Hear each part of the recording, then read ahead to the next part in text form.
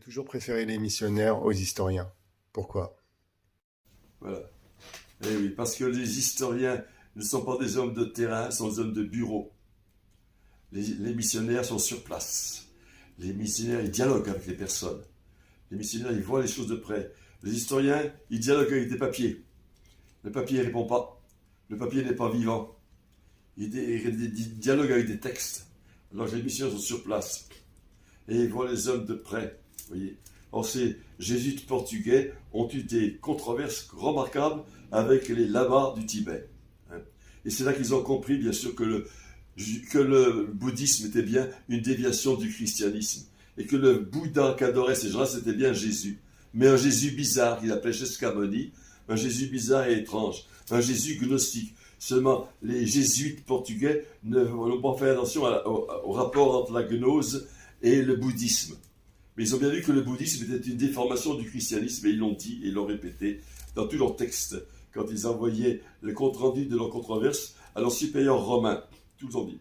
Alors là, j'ai publié un certain nombre de textes de ces jésuites au Tibet qui sont remarquables, et qui montrent très bien que tout le bouddhisme est issu du christianisme. Et ils l'ont très bien compris, ils le disent très bien. Et donc le bouddhisme ne pouvait pas être antérieur au christianisme, c'est impossible. Et alors, comment expliquez-vous qu'il y a des choses qui sont très différentes dans les préceptes? Je prends un exemple, on va parler de charité chrétienne, Oui. mais on va plutôt parler de sagesse bouddhiste. Ah oui. Ça, c'est Mani. La doctrine bouddhiste, c'est celle des manichéens. C'est la doctrine aussi des manichéens, bien sûr. Mais d'ailleurs, il explique bien dans le récit, il explique la différence fondamentale qu'il y a entre l'enseignement des chrétiens et l'enseignement des gnostiques. L'histoire de la formule de salut qui s'appelle Om Mani Padme Hum Ri est très bien expliquée par eux, ils l'ont très bien compris d'ailleurs. La référence au Bouddha Mani chez les bouddhistes pour obtenir le salut. Le salut par une prière automatique et non pas par la pratique des vertus chrétiennes. C'est ce qu'ils veulent, le salut automatique, sans effort. Ça, c'est très gnostique, ça. Et il explique longuement dans leur conversation avec ces gens-là, avec les lamas de Tibet. Là. Bon, c'est un texte intéressant, ça, oui. Pourtant, certes, il n'y a pas d'effort au sens des vertus chrétiennes, mais on pourra dire que, par exemple, les bouddhistes vont méditer les 3/4 de la journée, donc il y a quand même un certain effort.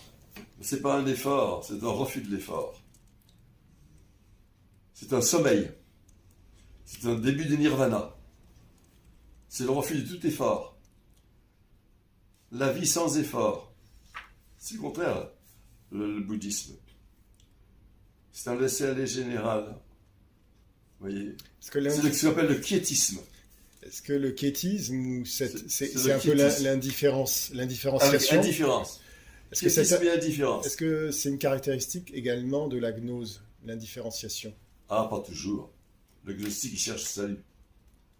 Eux, c'est une gnose affaiblie, assommée, qui perd sa vigueur chez les bouddhistes. Comme chez les cathares. Chez les cathares aussi. C'est la même chose, les bouddhistes et les cathares. C'est la même chose. Eh oui. Vous dites que la gnose peut être plus ou moins satanique, suivant les modalités. Elle est toujours entièrement satanique. Alors, dans sa présentation? La présentation varie selon les gens qui on s'adresse, selon la capacité qu'a chacun d'atteindre telle partie de la tendance gnostique ou telle autre, c'est tout simplement.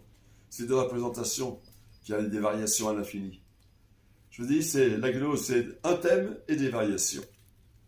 Le thème est le même et les variations sont variables à l'infini en fonction des gens qu'on veut atteindre et du degré par lequel il peut adhérer à la gnose. Parce qu'on ne peut pas y adhérer normalement à la gnose, c'est contre nature. Donc quand on s'aperçoit qu'elle est contre nature, on la rejette. Donc il faut la faire accepter à travers des mythes, des mystères, des complications infinies pour qu'on ne se rende pas bien compte où on va quand on va dans la gnose. Et également par des secrets à petits pas. Parce que Voilà, c'est ça. Parce que quand on va dans la gnose, on va en enfer. Mais ça, il ne faut pas le montrer aux gens. Donc il faut leur montrer qu'ils vont dans une espèce de paradis particulier, le paradis des gnostiques, hein. Ce qu'ils appellent le plérome. C'est leur paradis à eux. Merci Étienne Couvert. Quand? Merci Étienne Couvert. Voilà.